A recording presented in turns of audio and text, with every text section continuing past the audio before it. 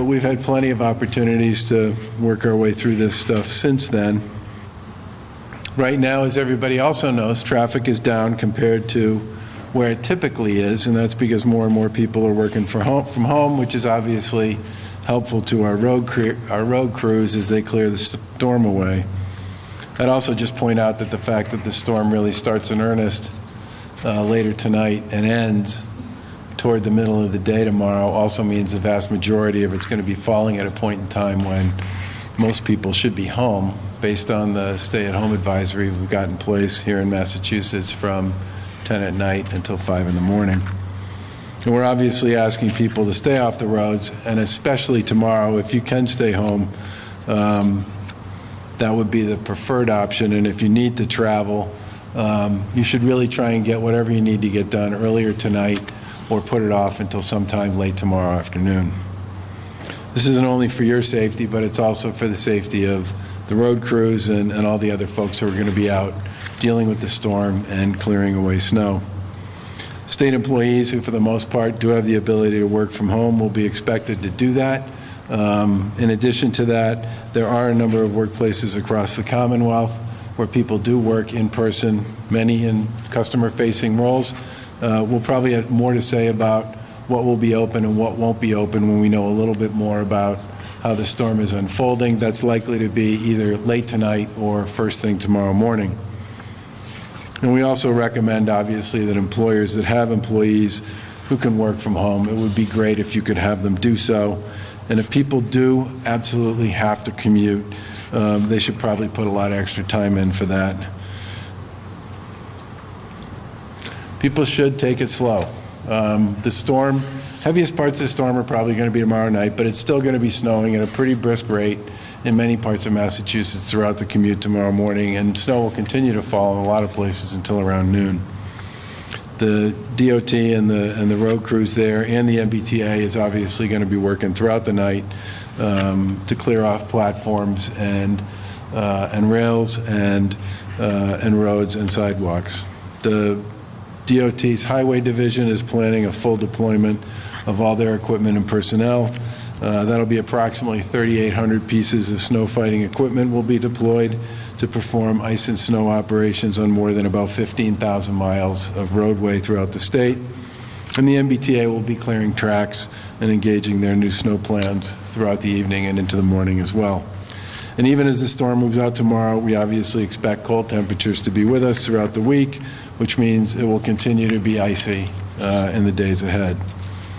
Please be cautious if you go outside. We have had a very mild fall. In some respects, it was 52, I think, on Sunday. So we clearly haven't had to deal with something quite like this in quite some time. And I think we should all remember that we should respect this kind of weather and recognize and understand that if you have high winds that are from 40 to 60 miles an hour, you could have some downed trees and other obstructions in the way, and that will also cause potentially some isolated power outages. We've obviously spent a bunch of time talking to the utilities and the folks at the DPU, and they're bringing crews in and staging them in all the key locations they think are going to be particularly important so that they can restore service as quickly as possible. Once again, if you absolutely don't have to travel tonight or tomorrow, it would be great if you could just stay put and let the road crews do the work that they need to do. The last thing we all need to deal with right now, in the midst of everything else that's going on, are car accidents and other collisions as a result of what will be fairly treacherous driving conditions. Everybody knows our first responders and our hospitals have had their hands full for months. It would be terrific if you could just stay off the roads and not make their lives any more complicated than in some respects they already are.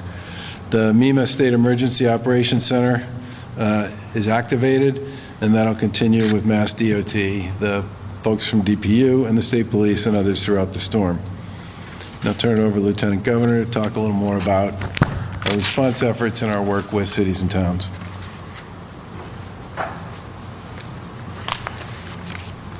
Thank you, Governor, and good afternoon.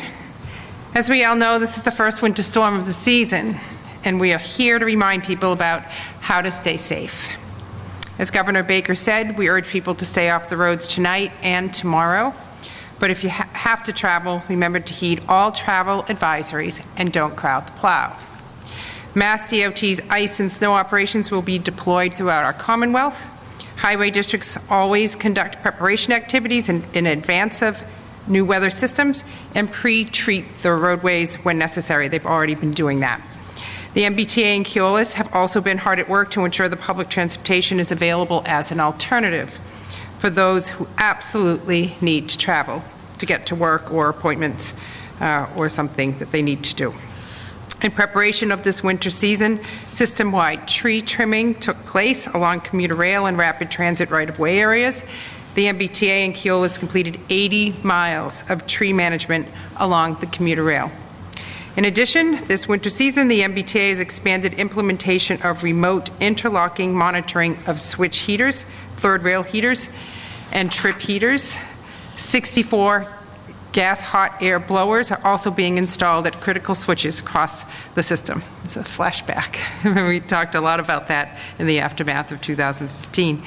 The T has also been in touch with town administrators and city mayors to coordinate details around snow clearing obligations. This includes a virtual meeting and Q&A sessions for municipal DPW officials and other local officials. We truly appreciate the coordination and the partnership with our local officials throughout the Commonwealth. Makes for a much better response for our communities and the residents of our Commonwealth. For parking closures, effective today at 10 p.m., DCR will implement parking bans along various DCR-managed roadways for public safety purposes and to accommodate snow clearing operations in anticipation of the storm. The impacted roadways are as follows: Hull Shore Drive and Extension Road in Hull, Nantasket Avenue in Hull, Lynn Shore Drive in Lynn, Quincy Shore Drive in Quincy, Revere Beach Boulevard in Revere, and Winthrop Shore Drive in Winthrop. Morrissey Boulevard in Dorchester is likely to experience flooding, which will require periodic closures at and around high tides. The parking ban is expected to be lifted shortly after snow clearing operations are complete. MEMA is also coordinating with local communities across our Commonwealth and on storm prep operations this afternoon.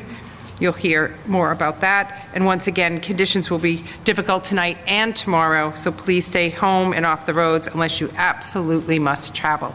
This gives the crews the time and the space they need to get out there and complete the work and restore the condition of the roads to a level where it is safe to get back out again.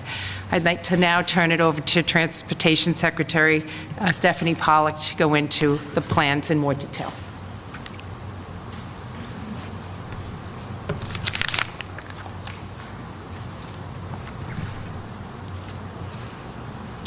Thank you, Governor and Lieutenant Governor, and good afternoon, everyone.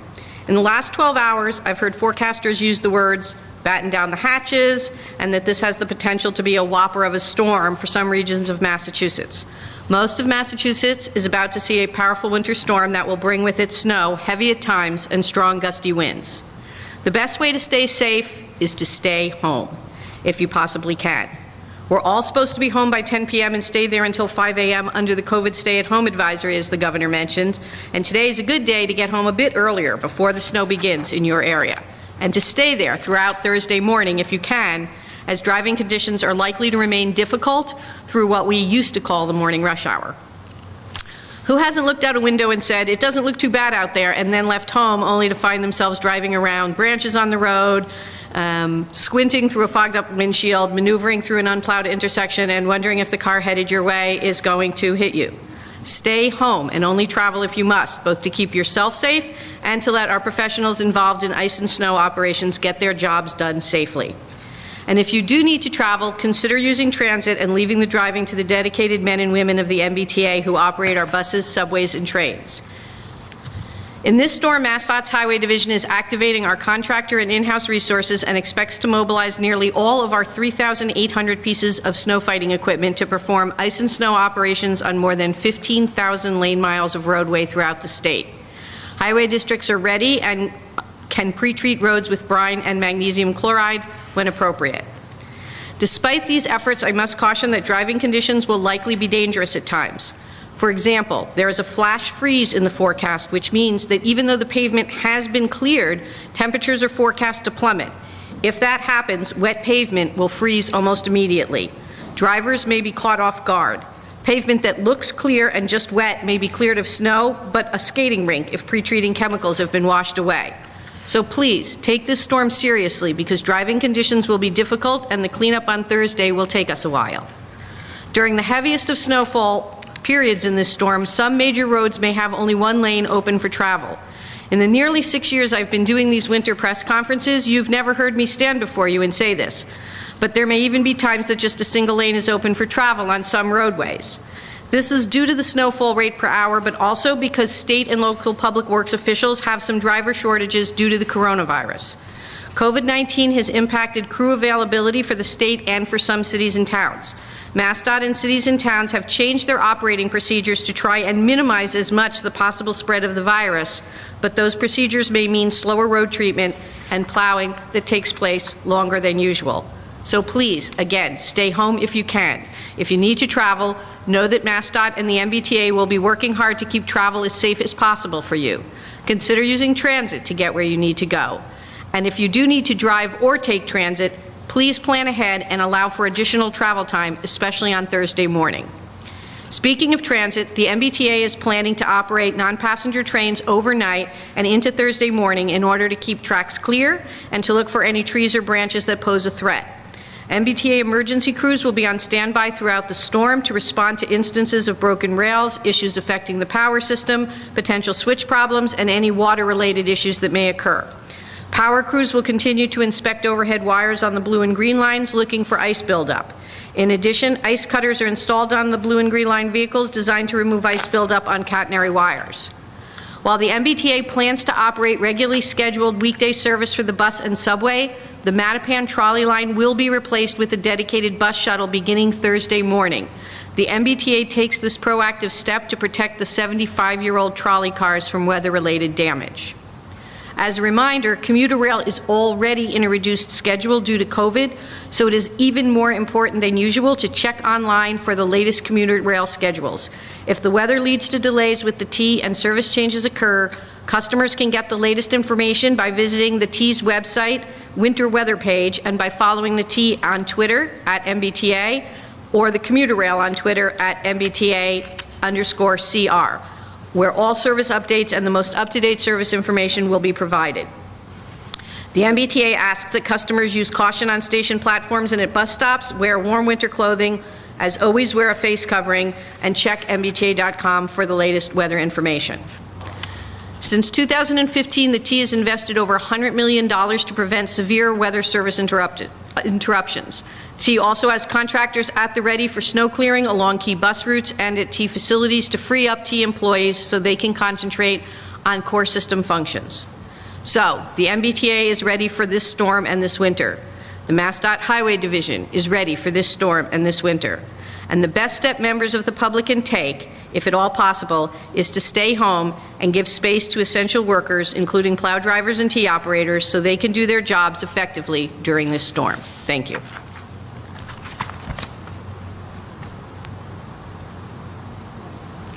Governor. Sam.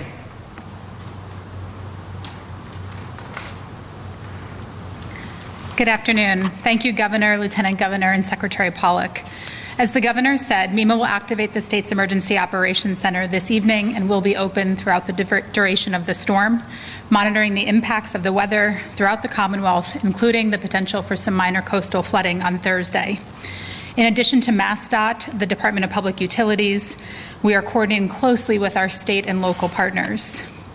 In addition to our regional operations centers, will all be activated at 5 a.m. on Thursday to begin community outreach to our municipal emergency management directors. This is weather that we are all used to in Massachusetts, but it's always good to take some basic preparedness steps. As the Governor mentioned, wind gusts could cause power outages. Keep your cell phone, laptop, and other electronics fully charged. If you have an emergency generator, make sure you have fuel and know how to operate it safely away from your home. Have flashlights, batteries, and other supplies you may need if you do lose power. And make sure if you use medical equipment that requires electricity to talk to healthcare providers, utility companies, and your personal support network for options. Finally, every storm offers great opportunity to be a good neighbor. I know many of us have older adults and other individuals living with disabilities who make our neighborhoods great places to live. Please take a few minutes to check on anyone in your neighborhood who may need some extra support before, during, or after the storm. If you're on shovel duty, take your time shoveling and take breaks. If you have a fire hydrant nearby, please take some time to be a good neighbor to our firefighting partners and clear your hydrant out. For more preparedness information, please visit our website, www.mass.gov/MEMA, M-E-M-A. And now I'll turn it back to the governor for questions. So one other thing I would just point out is a lot of the testing sites around the Commonwealth are drive-ups and drive-throughs, and many of them are located in parking lots, and many of them are tented. That combination means that tomorrow morning, if people have planned to get a test or are scheduled to get a test, they should probably reach out to the place they were going to get tested at sometime later today and find out what their circumstance is going to be in the morning. My expectation is that it will take those folks, just like it takes everybody else, a while to dig out and clean up and get back in business. So people should definitely check in with any place they were planning to get a test tomorrow and see what the story is with respect to the morning and the afternoon. Governor, Transportation Secretary mentioned there may be at times only one lane open because there's not as much staff. What kind of decreases in staff are we seeing now that we would normally not see as a result of the pandemic? I should let the Secretary speak to that one. So the good news is we have about 90% staff availability, and the same with our contractors who we did check in with yesterday.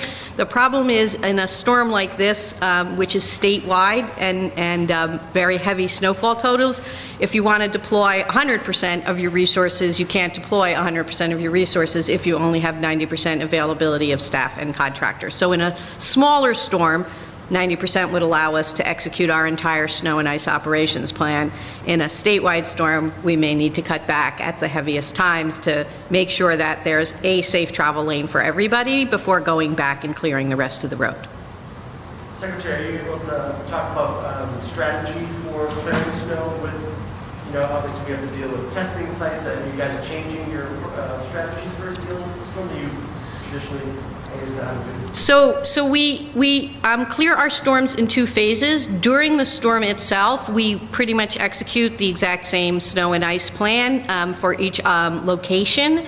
We've equipped a lot of the equipment with GPS so we know where they are and what we've covered. I think the difference tomorrow may be in the second phase, which is when we go back and we do mop-up operations.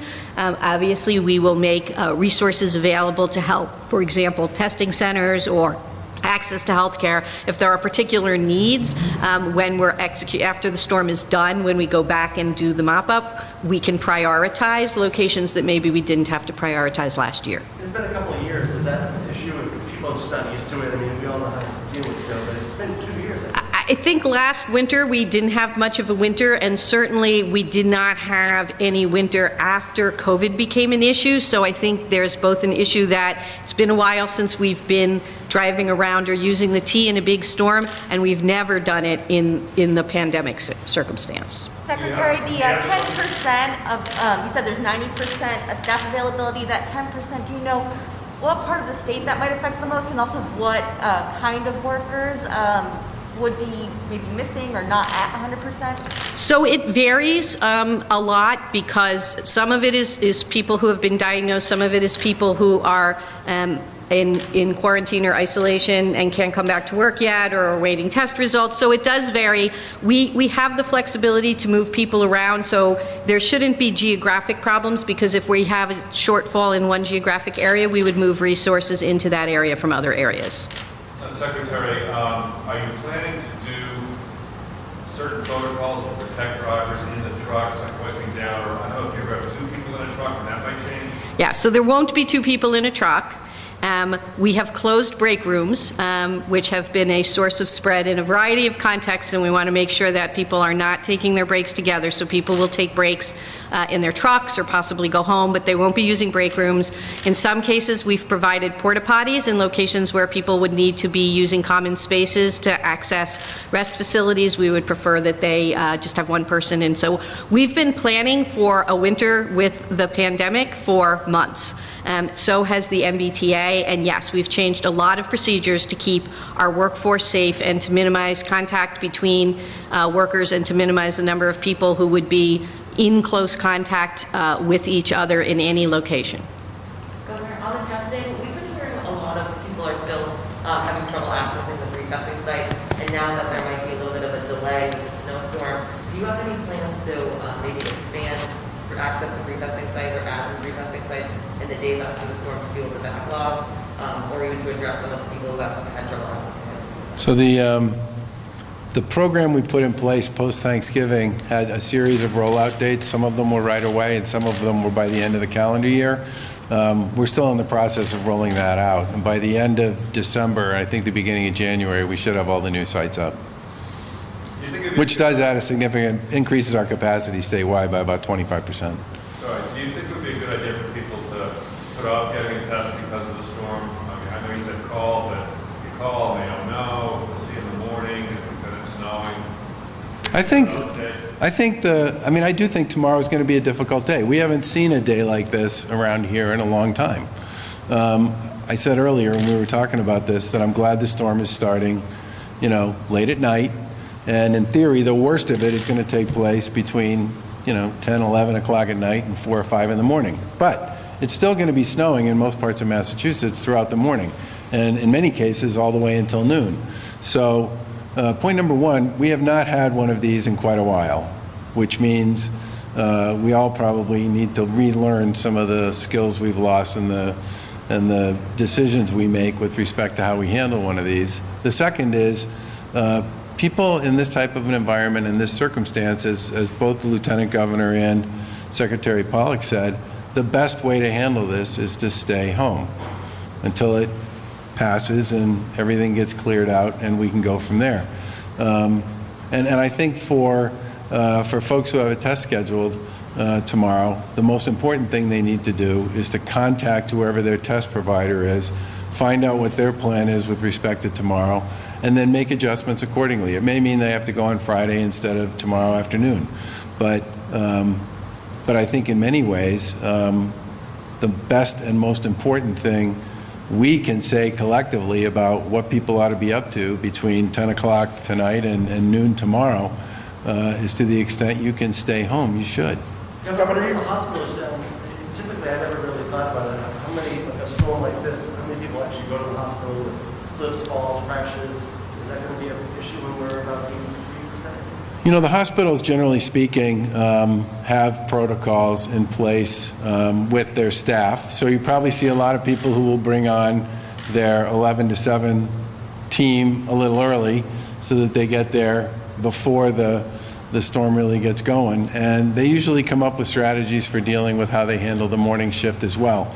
And many of them also develop plans with either their own emergency services or the emergency services that they contract with or rely on to get people from where they are to where they need to go if somebody does have an accident or somebody falls or somebody has a heart attack or whatever else it might be. I do think that based on the amount of sort of predictive activity associated with this storm, along with some of the issues around the fact that most everything in Massachusetts under the current stay-at-home advisory is closed by 9:30, I do think most people will probably be in what I would call the safest place they can be at the start of a storm like this, which is home. Governor, you've planned for quite a few storms. I don't know if you've kept counts. It's been a lot. This is the first one, though, amid a pandemic. Can you talk to, and you've alluded to some of them, make things that make it a little bit easier because we're in a pandemic, and some of the things that make it a little bit tougher because we're in a pandemic?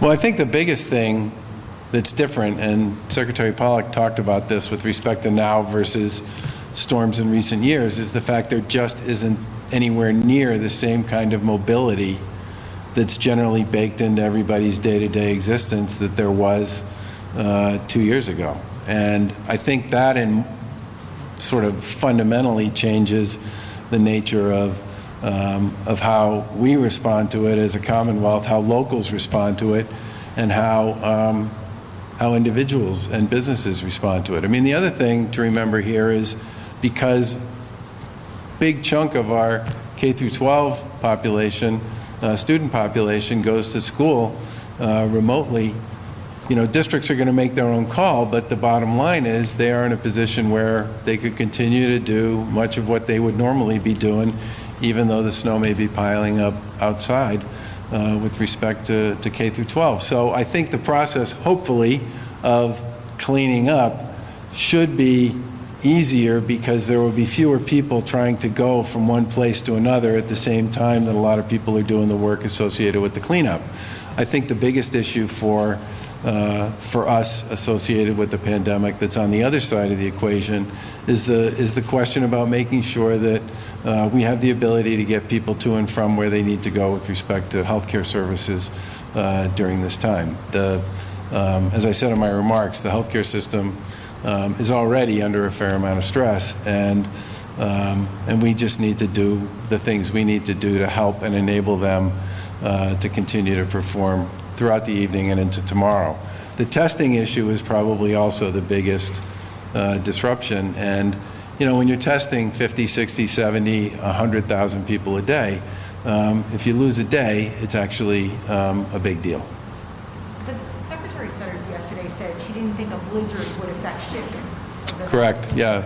Will it affect administering the vaccine, the administration of it, given that you've got sort of a limited window of administering it? The hospitals, for the most part, started administering the vaccine as soon as they got it, whether they got it yesterday or the day before or this morning, and they're moving pretty quickly on that. And the time frame associated with the shelf life on the vaccine won't be affected much by a day or two, which is really what we'd be talking about here. And the people who are working, who are interested in getting a vaccine, who are already lined up to be part of the community, and each provider that gets it, they're going to be there. So, you know, that part of a provider's ability to just continue to follow their protocol is going to be there, and probably won't be disrupted by this. You're thankful the vaccine got delivered earlier this week, and we don't have these deals with FedEx going through the snow. Yeah, well, look, there's probably no good time to have a storm that's going to put a foot or more of snow across your community, but in this particular case, you know, having it after the vaccine for the most part is shipped, having it start late at night, having it, the worst of it, take place when people are in bed, and having it happen at a point in time when we do have a heck of a lot less people on the road, on our public transportation system, traveling generally, who have options with respect to how they continue to sort of do their jobs and live their lives is certainly a benefit. But I'll repeat something I said before. You know, we generally have not had a storm like this in a while, and we should all remember that with respect to what we do and the decisions we make. Governor, I want to get your reaction. On Monday, Physical Management Control Board took a vote that reflected some annoyance with Beacon Hill and its reluctance to provide revenues for transportation. It's 3-2, so it was pretty narrow, but what was your reaction to that? Well, there are several pieces of legislation that are currently pending before the legislature that are very important to the Commonwealth's ability to do its job. You know, we have an economic development bill that is now before a conference committee and has been before a conference committee for months. There's a lot of very significant and important resources in there that can be used to support small businesses and local communities around development initiatives and more projects associated with some of the work that we've done with communities to deal with COVID and their downtowns. I'd love to see that one get passed sooner rather than later. There's a transportation bond bill that's before the legislature that's been there for quite a while that has a whole series of really important initiatives in it that make it possible for the MBTA to not just make investments in modernizing its core systems, which is something we've been chasing pretty hard for the past couple of years, but also contains a number of mechanisms in it that make it possible for them to do some of the sort of forward-looking and forward-thinking design, build, operate type programs in developing new services, which dominate the way this stuff goes on in other parts of the world. And if I had to pick two, I'd pick those. But the other one I would mention is we filed, as part of our original our second FY21 budget, a very significant amount of money, tens of millions of dollars for small business relief, which got whittled away pretty significantly during the course of the budget process. And we refiled that money again when we sent the budget back on Thursday? I can't remember anymore. Friday? Friday. When we send the budget back on Friday. I would love to see the legislature move on that as well. Clock's ticking, the session's coming to an end. There's a lot of important elements in there. I was glad to see that the TNC thing that we proposed sort of survived. It survived in kind of I would describe it as a slightly different flavor than the one we had originally submitted, but we thought that was important too. Any communication with the President-elect? Pardon me? Any communication with the President-elect? There's the National Governors Association Executive Committee, which I serve on, has a call this afternoon with the transition team, and I am under the impression that at some point the President-elect is planning to join that call. We did a call with the President-elect and the Vice President-elect that lasted over an hour about 3 weeks ago, and spent a lot of that call talking about this emergency relief package and some of the key issues around testing and again, small business relief, because that is definitely an issue, not just here, but everywhere else. I expect some of that stuff will be pretty consistent with what we talk about today. Governor, have you had a chance to look at the report regarding the Bristol County Sheriff's Office? I think it was yesterday you said you hadn't had a chance to look at it, but Yep. what do you make of the findings as of now? So I've looked at the report. I would not say I've given it the full treatment that I probably need to give it, but I do know one of the recommendations in it. And this is recognizing and understanding that sheriffs are very independent entities under state law and the state constitution. But the Department of Corrections Public Safety does have the ability to do audits around certain issues. And one of the recommendations that was in that report that the AG filed was that the folks at Public Safety, DOC, should do one of those audits. And I think we'll follow up and plan to do that.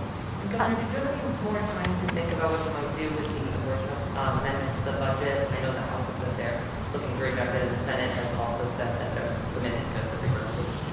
We'll see what happens on that. The process is obviously still going forward.